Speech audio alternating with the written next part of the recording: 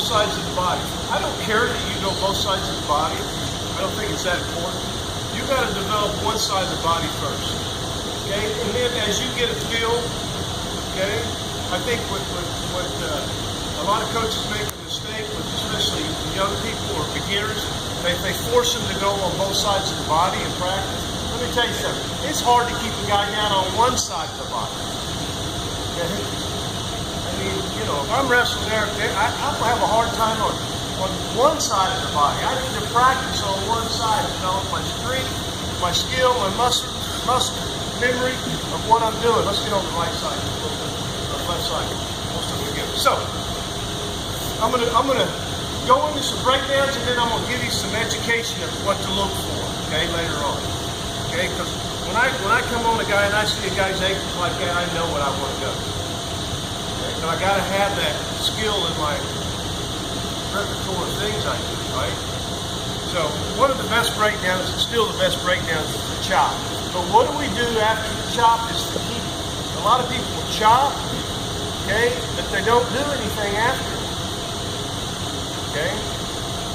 And a lot of times we'll chop, the guy builds back up, we'll chop, the guy builds back up, and we never get anywhere.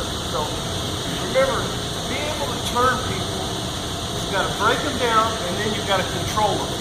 And when I control them, it doesn't have to be long. It might be 3 seconds, and then I can turn them.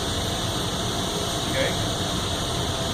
You see a lot of guys break a guy down, but never take control, break a guy down, and 20 seconds into the period, the guy gets away. Okay? It doesn't mean he wasn't trying to control.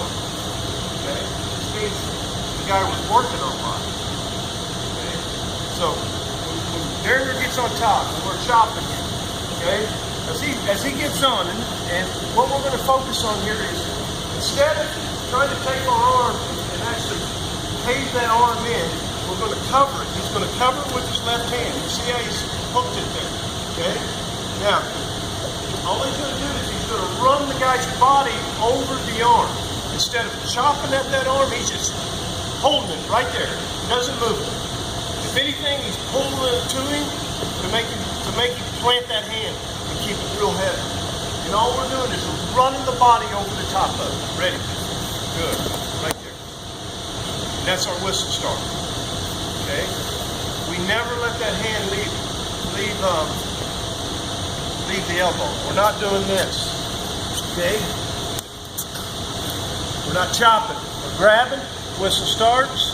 I roll that thumb. And I'm running this body over it. Okay? Go again. Press it. Okay, now.